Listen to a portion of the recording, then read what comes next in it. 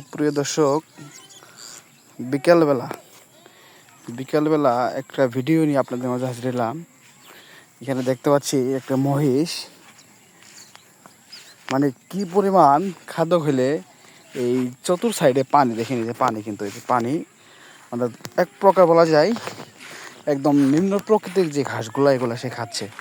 দেখেন কত সুন্দর একটি মহিষ, সুটাম দেহের পাড়ি মহিষ, একদম বকনা। এটা এখনও বাচ্চা দেয় নেই, বাট মহিষ পালার যে সুবিধা, যেমন দেখেন এই যে ঘাসগুলো সে খাচ্ছে, এই পচা বা যে কোনো ঘাস মহিষ খা, কিন্তু গরু কিন্তু এই পচা বা যে কোনো যেখানে সেখানে বানিয়ে দিলে ঘাস খায় না।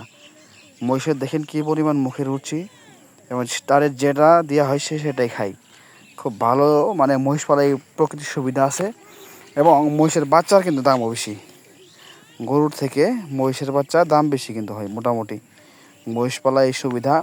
দেখা গেছে মহিষের যদি বিয়ে, মহিষটা একটু ঘুরে ঘুরে দেখাই, দেখা গেছে আপনার বিয়ে এলেই 50-60 হাজার টাকা দাম হবে মহিষের বাচ্চাটি। এটা একটু বকনা, কিন্তু দেখেন এই যে নামা কান্দা ঘাসগুলো মহিষ খাচ্ছে। সুন্দর একটি মহিষ, বকনা মহিষ।